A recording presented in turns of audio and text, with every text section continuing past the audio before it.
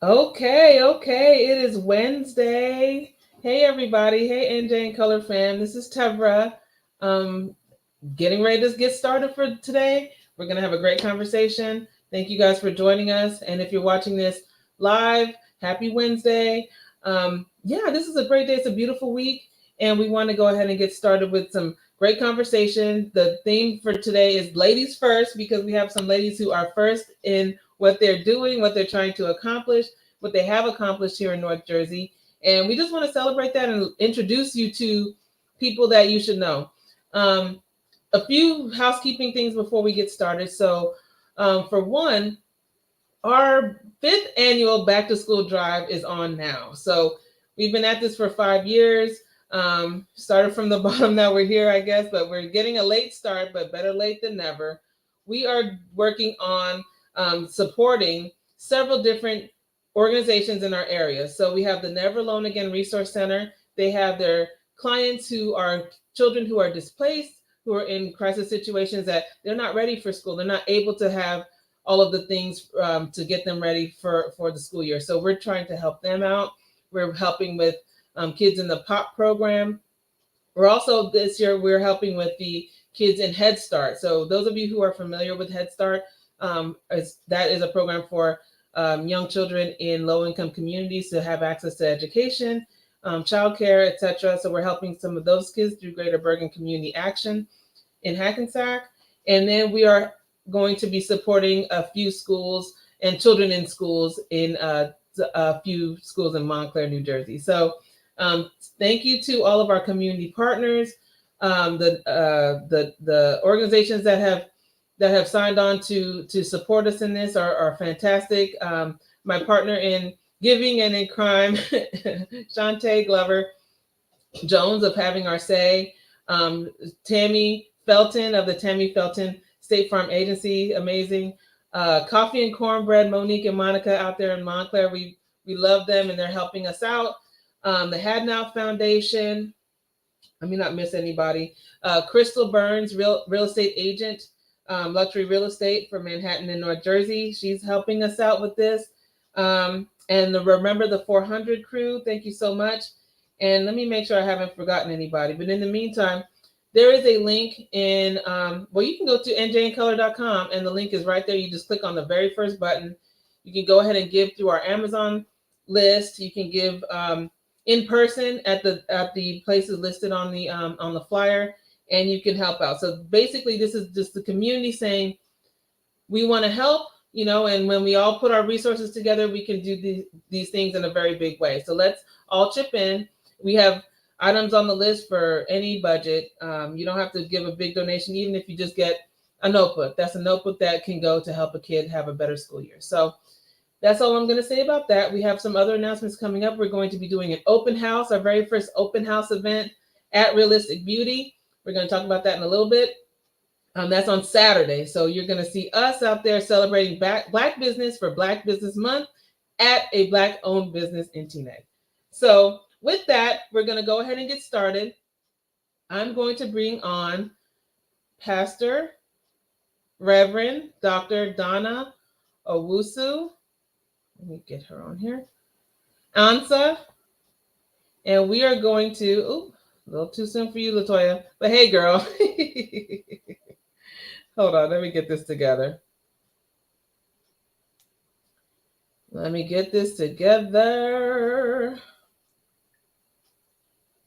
Okay. I guess, Latoya, you're just going to have to come along for the ride, sis. All right. So I, me and technology, I don't know. All right. So we'll just go ahead and have this conversation right here, right now with everybody together. Let me see if I could do this a little bit better. There. How about that? All right. Can I hear everybody? Can you guys hear me? Yes. Okay. Well, thank you for coming. We're going to get started with talking about ladies first, and the reason why we're here today is because we have Reverend Pastor Donna Owusu-Ansah. She's getting ready to be installated. She is the pastor-elect at First Baptist Church of Englewood, and she's getting ready to be installed on September 8th. the weekend of September 8th through September 10th at First Baptist Church of Englewood. And we want to, introduce her to our New Jersey in Color family. We want people to get to know her. She's getting ready to do amazing things. She's already done amazing things. I went to your website. Yeah, you've got a lot going on. So I want to get to know you and get to know what you're working on, and just give us a quick intro into who Pastor O is. Absolutely. Good afternoon, Tevra. Good afternoon, New Jersey in Color family. And good afternoon, Latoya as well. I'm so glad to be here. Good afternoon to all who are watching, and especially the disciples of the First Baptist Church of Englewood, New Jersey, 315 West Englewood Avenue in Englewood, New Jersey. We're delighted to be here today. I am the Reverend Donna Owusu-Ansah. I am a native of Mount Vernon, New York. Been in New Jersey for about 15 years now, but I am just delighted not only to be here, but also to be at the First Baptist Church of Englewood as the pastor-elect for 3 more weeks, and then the formally installed pastor after that.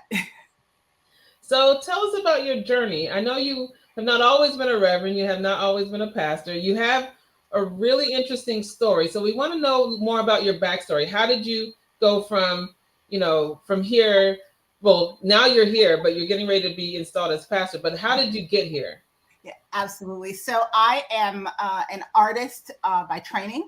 I went to New York University undergrad, majored in studio art there. I went to Howard University for my Master of Fine Arts, HU, I can't do that because I didn't go to HU, but Latoya, did you go to HU? No. Okay, sorry. We're so but went to Howard University for my Master of Fine Arts, moved back to New York, and I was teaching middle and high school photography and high school art history.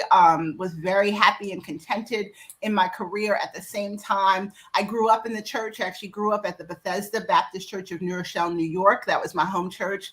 I had been there since I was 14 years old. I got 18. I got grown. Some of us have that story, right? We got grown and thought we knew what we were doing and kind of went and did our own thing. But the Lord had his hand on me. And so when I moved back to New York, I returned to Bethesda Baptist Church of New Rochelle, where my pastor was Reverend Dr. Alan Paul Weaver Jr. And there, I really started to grow as a disciple of Christ and also be involved in ministry. I was teaching Sunday school, was working in all kinds of ministry there, doing a discipleship class that I had gone through and then was teaching. And I really felt God calling me into ministry. And at the time, I didn't really know what that looked like, but I knew that God was beckoning me. And so I went to seminary. I left my good paying full-time career as a teacher because God said so and God is faithful. And so I haven't looked back, and it's been a good move. And all of that, I believe God doesn't waste any material of our lives. And so even what I was doing there kind of shows itself in what I'm doing now. But went to seminary at Drew Theological Seminary in Madison, New Jersey, where I got my Master of Divinity degree. Served for 2 years as the assistant, was ordained and served for 2 years as the assistant to the pastor at Bethesda Church, but was also living in New Jersey at the time and was commuting. And so around that time, I was my second year there. I was pregnant with my oldest daughter, and that commute was kind of too much for us. So my husband and I made the decision that we would get fully settled in New Jersey, since God wasn't moving us back to New York.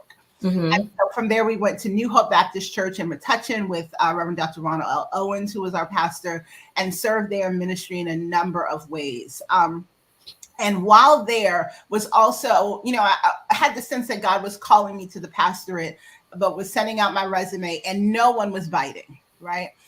No one. Absolutely, no, not one. And so I looked into doing clinical pastoral education, which is a chaplaincy internship, just because I was not called to be a stay-at-home mom. At this point, I had 2 young girls. That's not my calling. That's some women's calling. That's not my calling. I was called to do kind of a bit of both. And so I did 1 unit of clinical pastoral education at JFK Medical Center in Edison, New Jersey, now part of Hackensack Meridian Health Family, and then went on to work as a hospice chaplain for 7 years. And then also working in my local church at New Hope, preaching and teaching, leading women's ministry, doing work with technology, fusing in the arts any and every way that I can, always. And then in 2019, God began to stir again, kind of reigniting my call to pastoral ministry. The vacancy was here at First Baptist Church. And now, several years later, here we are together having this conversation. So that's how we got here. Nice. Well, and every journey is, everybody's journey is like a series of like twists and turns and different realizations at various times of life. So kudos to you for sticking with it. I see that you have a heart for young women, for developing, women on their journey. So tell me about how, I know the clergy is very much a male-centered field, or I can't say industry because it's church, but a male-centered field. And you said for a time there you did not get it was difficult for you to get any positions in clergy. So how has that been for you, especially now, as you are going to take this role? How has your journey as a woman, particularly, and as a Black woman in clergy, how has that been? Yeah, so I was fortunate, very fortunate, to be raised in the church where I saw women in ministry. So as a young girl, I saw women who were licensed and ordained. My pastor licensed and ordained women. Before I served as the assistant pastor under his leadership, Reverend Tammy Kabemba served as the first assistant pastor. So that wasn't out of the norm for me. But when I went to seminary, I met so many sisters who had all these war stories. And I'm like, what is going on? Because, that's not necessarily my world. What I can say now is, as a woman, for me, I don't have any major walls that I faced, right? It's not having people not respond to my resume could have been because I was a woman, could have been something else. Age also plays a part in it. Ageism is big as well. But what I can tell you is that there have been a series of microaggressions, right? And microaggressions over time will wear at you. And so while I have not had any major roadblocks or setbacks as being a woman in ministry, and as a woman, I am not one, I'm not going to pick up my Bible and go back and forth with you about the word. I know God called me. And so woe unto me if I don't do what God called me to do. And the fruit will bear from there. I don't, when people say I don't believe in women in ministry, well, I'm standing right here, but okay, and so there were microaggressions, small, and I say small, but they're not really small, like walking into a room with clergy, mostly men, and you get called sister and they're called reverend, right? I was trying to call you doctor, but we're trying to give you that step up. 5 years, and that will be my service. And that's also one of the things. You got men walking around, they're like, "Hey, doc, ain't been into a liquor school." Oh, okay, let me stop. So anyway, and not that education is important, but those things where people don't recognize the call of God in your life. But even when they don't recognize, you still got to flow in it, right? Because that's who God called me to be. So, okay, so we talked about some of the hurdles, a few of the hurdles. So what are some of the positive parts? Like, when we think of clergy, when we think of ministry, we feel like, I'm not Catholic at all, but you think of nuns, you think of, super holy, skirts to the floor, prayer cloth on the head. What has been some of the, what's your life like as a young person in clergy? What's some of the good stuff that so I have a couple that I'd love to share. One is, so I kind of went that route when I got called to ministry. I went like black suits, and this is who you see all this color. This is who I am, right? And so I went like black suits, like all austere and stuff. And we had these two young women in our church. They're in their 30s now, and they came up and they were like Mindy, because that's what they used to call me at the time. Where are you? What happened to you? And I was like, whoa, hold on, because they saw that I was trying to be something that I wasn't, other than who I was. And so that was one of the first things. So having young women around who will say, where's your authentic self, right? And then when I was doing CPE, working in a hospital, I thought, okay, we're going to see patients. You know, my makeup should be a little bit more subdued or whatever. Mm-hmm. And one day I went into the office on my day off, and I had some bright lipstick on. Mm-hmm. And my supervisor, woman, white clergy woman from South Africa, Dr. G, she said, "Oh, I love your lipstick. How come you don't wear that when you come to work, when you're doing patient care?" And I said, "Well, because we're in the hospital." She said, "Well, we're in the hospital, but you're not dead. The patients want to see you." So when you're talking about your time in the hospital, this is like last rites, you're praying with families, that type of work. That kind of work, being with people when they are sick, right? Mm-hmm. At the time, this is before I was in hospice work, but she essentially said people want to see, you know, they want to see people with life. They want to see joy. They don't want you to come into a room all like, you know, sad and somber all the time. Of course, you're not going to force people to go someplace emotionally they're not ready to go, but you also need to bring some hope into the room. And for some people, that little bit of red lipstick or pink lipstick or whatever was some hope, right? It was some joy. So that those kind of things help me to kind of break out of being someone other that I'm not. Okay. One of the other joys, and this happened just recently at First Baptist. So I've got 2 daughters, and I love that I am in ministry because they get to grow up seeing that women are pastors, right? That women preach. They, you know, from young ages, they would love to go up when women were preaching at our churches and like greet them afterwards, right? So this is normal to them. And even to young boys in our congregations, this is normal. But we had a homegoing service here a couple of weeks ago. And after the service, I had, you know, walked out in front of the casket, and I was outside as they were putting the casket into the hearse. And after they had closed up the hearse, this little girl came up to me and she was like, "You did a really good job." Oh. And I was like, "Thank you." And I said, "Can I give you a hug?" And she said, "Yes." And he gave me a hug. But to know that there are young men and women, young boys and girls who are growing up in a world knowing that God calls women and men is just one of my heart's joys. Awesome. So what are some of your future plans for the First Baptist Church of Englewood? What are you going to do there? Yeah, so, you know, First Baptist Church has a long and rich history. The week after installation, we're celebrating 130 years of ministry, right, in this community. And the church has done amazing work, been on the front lines of many things. So, you know, COVID changed a lot for a lot of churches, not just First Baptist. So we're really looking to reignite some of those ministries that were dormant during COVID.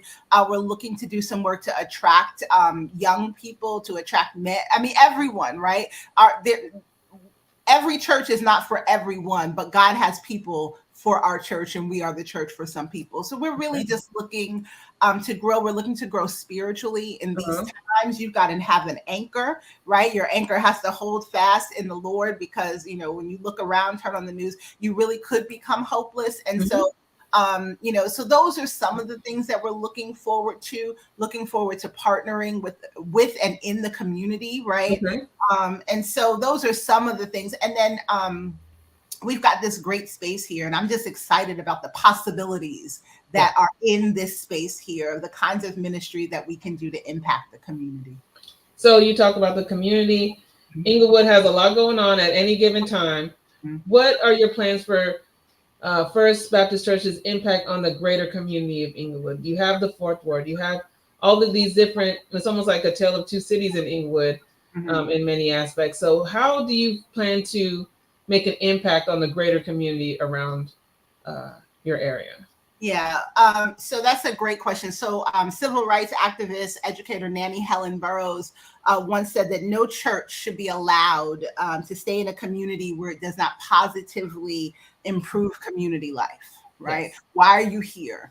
And so because I am new, because the demographics of the community have changed, I'm doing we're doing what's kind of called a walk around, assessing what the needs are in the community, what's going on in the community. I already know there are housing issues, things that are being discussed right now, right? I was on city council, watched the city council meeting last night, right?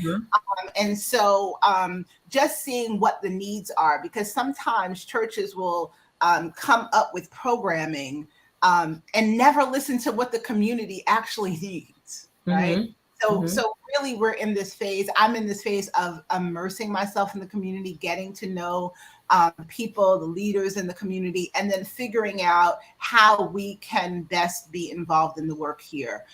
One of the things, First Baptist is part of the Progressive National Baptist Convention, which mentioned that is really part of its focus is on social justice, right? We believe in the integration of justice and Jesus, right? They are not separate from each other. No. We can't be so heavenly minded that we're of no earthly good to people. And so we really need to figure out what does the community need, and how can we be in relationship and partnership and collaboration with the community to make sure that needs are met in the community. Awesome. Okay, well, we're going to be looking out for you to see what you guys have going on next, what's going on in the Englewood community. We're excited to see how your pastorship unfolds. So do you have any final words of advice, any fun facts we should know about you? What should we know, or what do you want to impart to everyone as we close out? So final words of advice would simply be to hold to God's unchanging hand, right? To be patient, to recognize that, every seasons come and seasons go. Every place you are, even when it's a hard and difficult time, is not the place where you'll stay. And just stay the course. That would be one word of advice. And then just kind of a fun fact, my congregation is finding this out about me right now. I'm going to hear about this on Sunday. But when I was in 7th grade, I was on a game show on Nickelodeon called Make the Grade. You can't find it. You can't find the footage. Are you serious? I was. I've been a nerd. You remember that show? I think I'm thinking about Are You Smarter Than a 5th Grader or something like that? I'm a little bit older than that. Okay. But it was on Nickelodeon called Make the Grade. This was back in 1989. I think I won 11. That was the dream. So yeah, to be on Nickelodeon, period. That's like, you should put that on your resume. That was exactly. So that's a fun fact, and just that, the joy of the Lord is my strength, and so just moving with joy is what I do, and what I hope that all will do. Awesome. And I know you're a rap fan, so shout out to you. Yeah, Sunday sermon is keep your head up. So come on by. 351 West Englewood Avenue. Worship is at 10:30. Come on by. All right, thank you so much, Dr. Donna. I'm gonna put that out into existence. Yeah, receive that in Jesus' name. With Dr. Donna, Reverend Donna, Pastor O. Thank you so much. All the best to you in your journey as pastor of First Baptist Church of Englewood. You guys, the installation ceremony and festivities begin on September 8th and last through the 10th. You can learn more at their website at First Baptist. I'm trying to read this, Church of Englewood.org. So yeah. So thank you so much, and we're gonna go ahead and switch gears.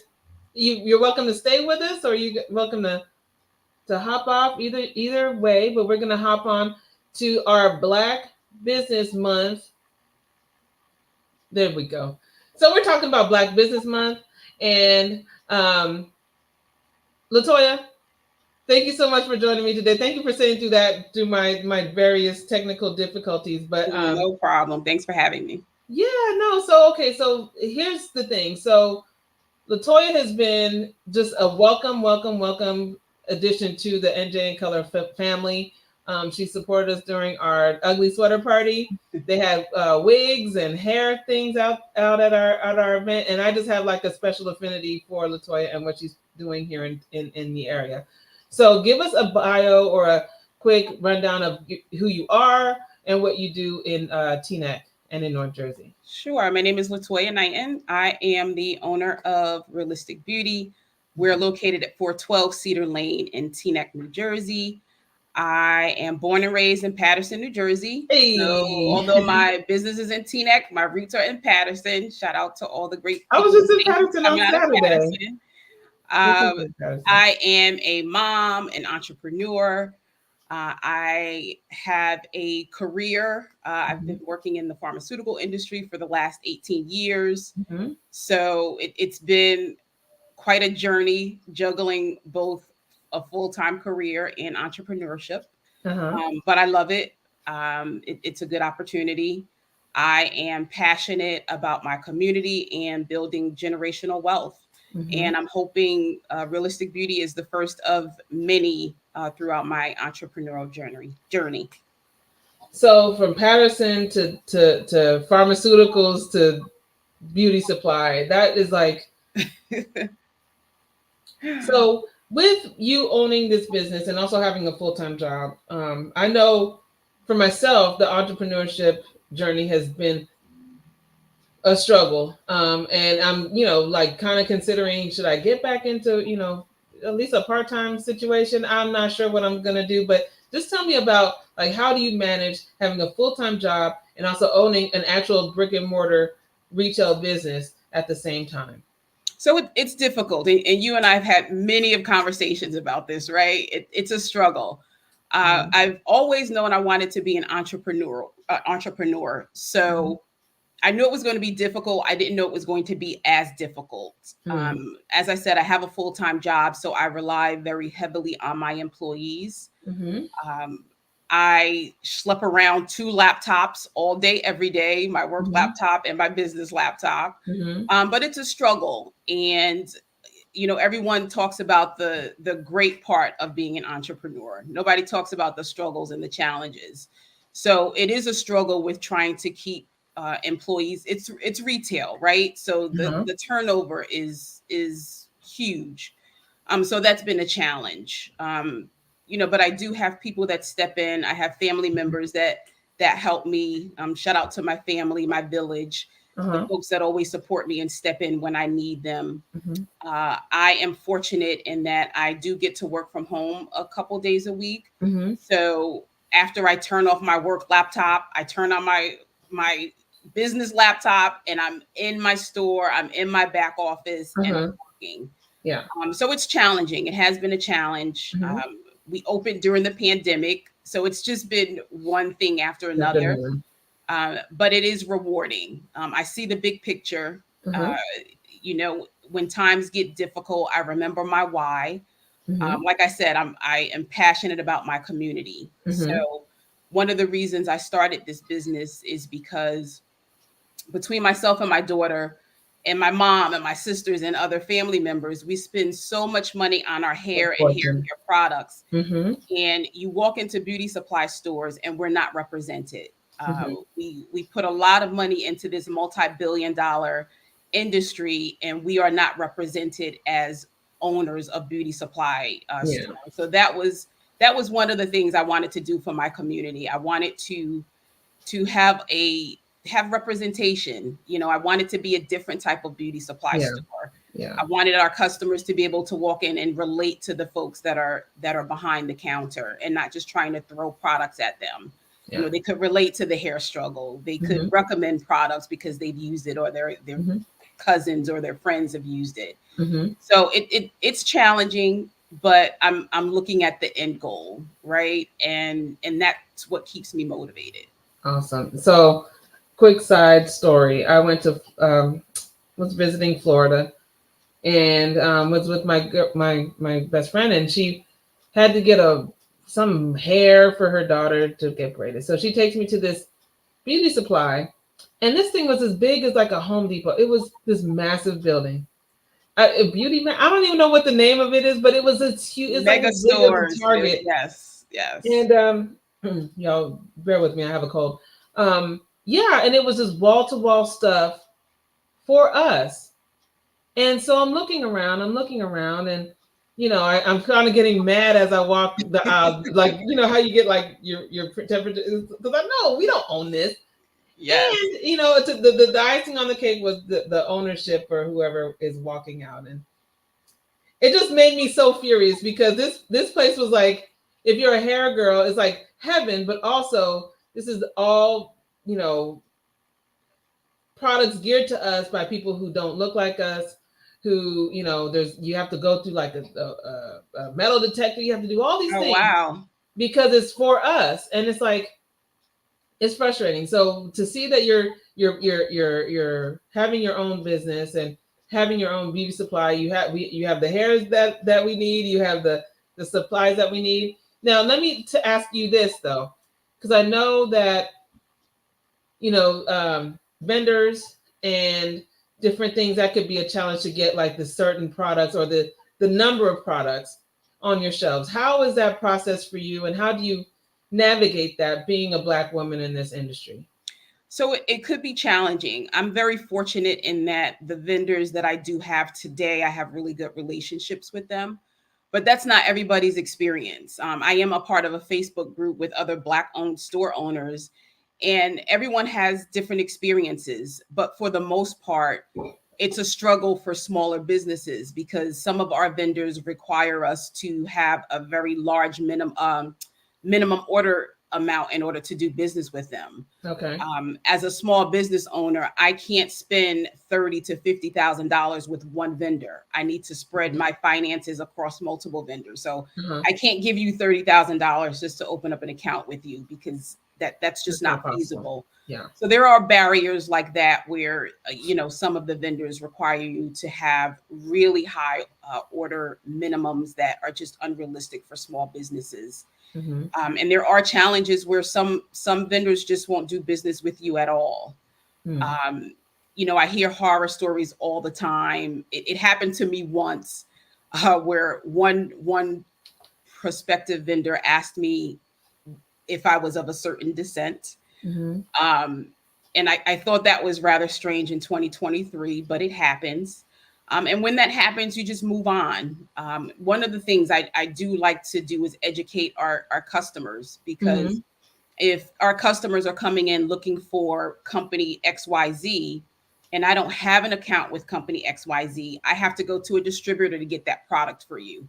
So what does that mean? That means that distributor is going to charge me more money for that product than it would, the actual vendor. So my prices will be higher. Okay. And that's something that I hear quite a bit when we talk about whether it's beauty supply or just Black-owned businesses in general about our prices. And one of the things I'm very, very stern with is educating people on how pricing works. If I can get it directly from the manufacturer, it more than likely will be a cheaper price that I can pass on to you. But if I have to go through a middleman to get the products that you're looking for, that's a reason why the pricing could be higher in some situations. Okay. So I know people who have, made their own, like the story of Carol's daughter. They make their own products in their house. And and it's harder for them to get into, the larger, like the Targets and the this and that. So are you open to taking on those types of smaller kind of mom and pop-ish type brands? And yes. What is the process to do so? Yes. So every once in a while, I do pop-up shops in my store where I invite different vendors to come in and sell their products. So that's one way I like to encourage, people to not only shop with my Black-owned business, but other businesses. And if there's an opportunity that can arise from that for us to partner, then I'm definitely open to it. So another quick story. I was in there this other day. I have not been feeling good. You already know this story. Yes. I have been under the weather for weeks now, and my hair was a mess. And you helped me buy a wig, so thank you. You're welcome. I know we were having the same hair struggle that day. Yeah, I can't hardly breathe, but you know what? We got to push through sometimes, and thank you for that help, which is important, right? Because it's good customer service. Two, you understand what we're going through. When I come in sick as a dog with my hair looking like God knows what, and you're telling me, yeah, I'm taking my braids out. I understand because I took my braids out without a plan and got sick and needed to do stuff. So I thank you for that help. So like for what you do, there's very few Black-owned beauty supplies. I don't even know how many there are in Bergen County. If you're the only one, I don't want to say that, with my whole chest, but I feel like you're the only one, and very few in North Jersey. So have people been, receptive? Like how has it been with us coming to support? Have people been receptive? Have they been not knowing that you're here? Like very receptive. So it's a mix. A lot of people come in and it makes my heart smile. I had one woman come in when I first opened, and I thought she was going to break out into tears. She was just so happy to see a Black-owned beauty supply store on Cedar Lane. So I get that reaction quite often. When people walk into my store, they're very surprised, one, at how clean it is, because it's immaculate. Like let me not, but I think when you're always served, oodles and noodles, you expect oodles and noodles, but sometimes Yes. you can step it up to get, you Yes. know, whatever the And next that's on equivalent would be. purpose. I don't want Yeah. people having to shift through a pile of stuff or trip Or over rifle products through a box, or have yes. somebody hover over your shoulder thinking you're going to Yes. steal. Yes. Yeah, no. So people are very surprised at the atmosphere. They love, you know, looking at the pictures of on the wall of real life people, right? My family, friends. It's just a different feel. And once people know that we're Black owned, it's a great reaction. I am currently working on more marketing because I do get people that come in and say, "Oh, I didn't know you were here," and it's like, "Really? We're going on 3 years in January." So yes, I am purposely, when I can, getting out into the community, doing different events, just so people know we're here and we need your support. So speaking of events, I will be there Saturday. We're going to do our first open house. So we're basically just gonna come hang out with you for the day and do some lives and collect some supplies for our back to school drive. But we're basically wanting everybody to come out there, just stop by, check her out. She has great, you know. It's still summer, so everybody's getting their braids done. Everybody's getting ready for that last vacation, Labor Day weekend. Come and get your hair from Realistic Beauty. They have wigs. They do installs. We don't do installs unless we're doing a pop-up. But we have wigs, we have crochet hair, we have braiding hair, we have shampoo, conditioner, beauty, hair accessories. For kids. Yes, we have beard products for men. We have a wide variety of products. We also have a list that we keep in the store of products that people request that we don't have on our shelves.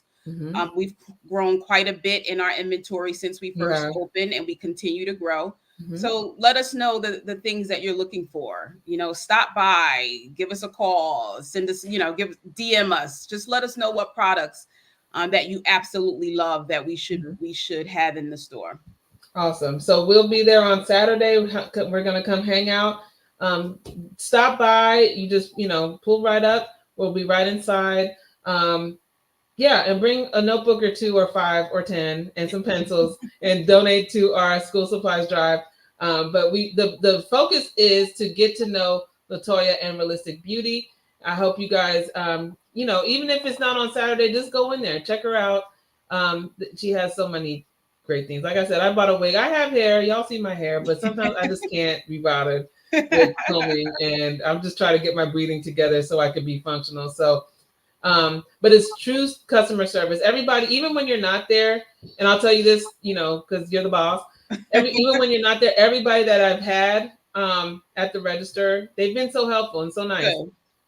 So kudos to them. And yeah, I wish you all the best in this. I hope that, you know, you're able to grow and expand and let this not be the only location. Hopefully that's the goal. More locations, you know, get this going so that one day I'm walking into a Walmart size Realistic Beauty and I can feel happy that I'm supporting my sister. Yes. So any last words, any final information that you want everybody to know about?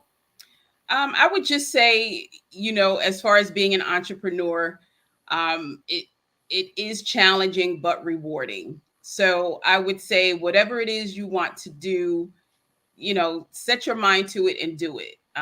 You know, everything won't be perfect. It's not going to, you know, happen overnight. But if you stick to it and just remember your why, it's rewarding and it'll be well worth it. Awesome. So tell them where we can find you once again. We are located at 412 Cedar Lane in Teaneck, New Jersey. We also have a website. So if you're not located in New Jersey, you can purchase online at realisticbeauty.com. You can purchase online for delivery or pick up in the store. All right. Awesome. Latoya, once again, thank you so much. I will see you this weekend. Thank you for having me. Yeah, no problem. And all the best to you and everything that you're doing. Same to you. Thank you for your support, Tevra. No problem. We'll be in touch soon. I'll be calling you in just a few minutes. Okay. Thanks so much. Okay, so that was Latoya Knighton of Realistic Beauty. And you know what? This was actually a great conversation, ladies first. Hope you guys got something out of it. Thank you to Pastor Donna Owusu-Ansah, and all the best to her in her journey as pastor of First Baptist Church of Englewood. And hopefully we'll be able to partner with them soon in the future as she gets acclimated to this role. We'll stop by there and say hi. So thank you guys for watching. Again, our back to school drive is on right now. You can go ahead and go to njincolor.com to click the link to donate online, or you can drop off at any of our drop-off locations, which is Coffee and Cornbread, Crystal Burns, who of Closter. She has a real estate Coldwell Banker in Closter, and the Never Alone Again Resource Center in Teaneck. Again, thank you guys for hanging in there and watching this. And if you have somebody who is looking for inspiration and looking to see what other people are doing, send them this link and let them watch this after the fact. Thank you guys for watching and tuning into njincolor.com as we connect you to the diversity of North Jersey. Have a great day, everybody. See you soon. Bye.